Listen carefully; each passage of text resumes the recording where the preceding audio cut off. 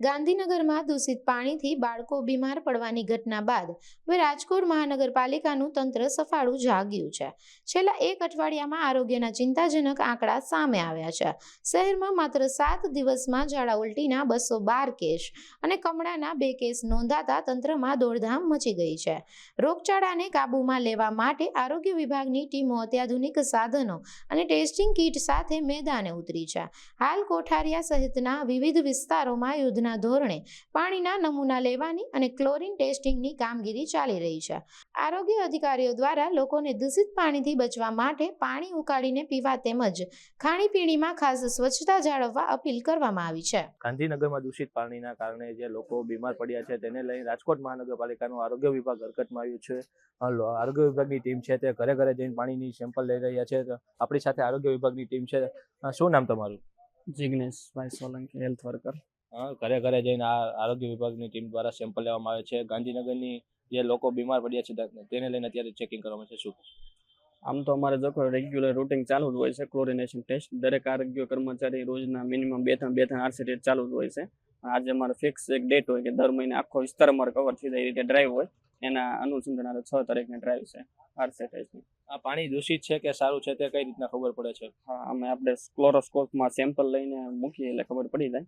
0.2 થી 0.5 ppm હોય તો પીવા લાયક ચોખ્ખું હોય. હજી કેટલા દિવસ આ ઘરે ઘરે જઈને ચેકિંગ કરવામાં આવશે અને કઈ પ્રકારનું ચેકિંગ કરવામાં આવે છે? અમારે તો કાયમ રૂટિન હોય છે, ડેઈલી ચાલુ જ હોય છે, રોજે રોજ લાઈવ ટેસ્ટ ક્લોરિન. હું તમને જે દ્રશ્ય બતાવી રહ્યો છું તે હુડકો પોલીસ ચોકી પાસેના જે દ્રશ્યો છે કે ત્યાં મહાનગરપાલિકાની આરોગ્ય વિભાગની ટીમ અત્યારે ચેકિંગ કરી રહી છે. આપણી સાથે અન્ય અધિકારી પણ છે, તેમની સાથે આપણે વાતચીત કરવાનો પ્રયાસ કરીશું અને આજે ઘરે ઘરે ટીમો જઈને ચકાસણી કરી છે પાણીની ક્વોલિટી કેવી છે તેને લઈને અત્યારે તપાસ કરવામાં આવી રહી છે. જે આરોગ્ય વિભાગની ટીમ દ્વારા આજે અનેક વિસ્તારો, રાજકોટ શહેરના અનેક વિસ્તારોમાં ચેકિંગ કરવામાં આવી રહ્યું છે. મારી સાથે મહાનગરપાલિકાની આરોગ્ય વિભાગની અન્ય ટીમ છે, તેમની સાથે વાત કરીશું. શું નામ મેડમ? ડોક્ટર કરિશ્મા ખીમસુરિયા. ખાસ તો ગાંધીનગરની આ દૂષિત પાણીના કારણે લોકો બીમાર થયા છે તેને લઈને અત્યારે રાજકોટમાં ચેકિંગ કરવામાં આવે છે. શું કોર્પોરેશન દ્વારા દર મહિનાની 6ઠી તારીખે ક્લોરિનેશનની ડ્રાઈવ કરવામાં આવે છે. જે અલગ અલગ વિસ્તાર હોય છે, બધા વિસ્તારમાંથી અમે ક્લોરિનેશન પાણીના સેમ્પલના નમૂના લઈએ છીએ અને જોઈએ છીએ.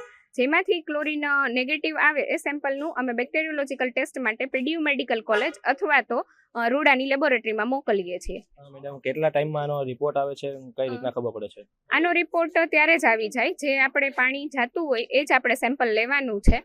એમાં આપણે ઓર્થોટોલ્યુડિન સોલ્યુશન નાખવાનું છે અને પછી ત્યારે ને ત્યારે રિઝલ્ટ આવી જાય છે. ખાસ તો કયા કયા વિસ્તારમાં ચેકિંગ કરવામાં આવે છે અને પાણીની ક્વોલિટી સારી છે કે ખરાબ છે તે કઈ રીતના ખબર પડે છે?